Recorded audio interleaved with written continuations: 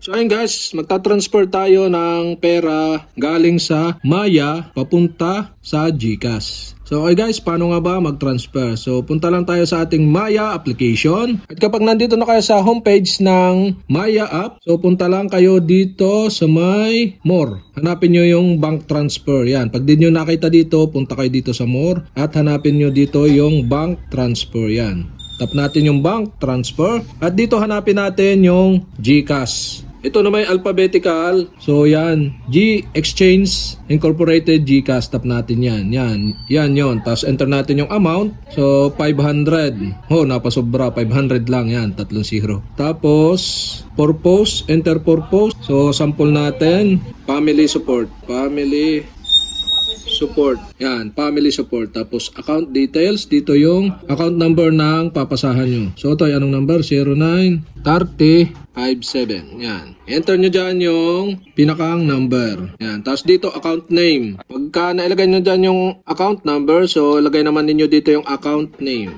Yan yung account name na nakapangalan sa inyong GCash. After nyo may lagay yung amount, purpose of na padala, account details, ito yung GCash account number, tapos yung account name ng GCash, tap na natin yung continue button. At dito, so merong bayad na 15 pesos sa transaction. Makikita nyo dito yung pinanggagalingan ng pera. So ito yung number natin ng ating Maya. Tapos destination, ito yung GCash na ating sesendan. Yung name at ito yung number. Yung amount, dito makikita nyo rin, 500. Transaction fee is 15 pesos ang transaction kapag Maya to GCash. So purpose is family support. So tap na natin yung transfer now button sa baba. Pagka sakto na yung details. Okay? So kailangan natin ng one-time PIN. So papasok doon sa ating Maya yan. Pumasok dito. So ito yung ating PIN. Once ma-receive natin yan, enter lang natin dito. Yan. Ito yung ating one-time PIN. Tap na natin yung verify. Pag nailagay na natin yung one-time PIN. Yan. You're almost done here. Okay? So pwede natin i-view yung receipt. Yan. Ito yung resibo. So yan guys. Screenshot natin. Para masend natin do sa ating sended na. Ibig sabihin nag-send na tayo sa kanya ng pera. So dito sa resibo, makikita nyo yung pinakang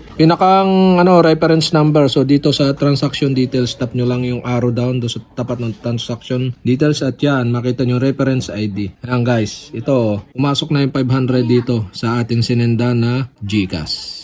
Yan guys. Okay? So ganun lang kadali mag-transfer ng Maya to GCash ng pera. Okay? So sana nakatulong itong video na to and don't forget to hit the subscribe button at ang bell para updated kayo sa mga video tutorial like this. Okay? Salamat sa panonood.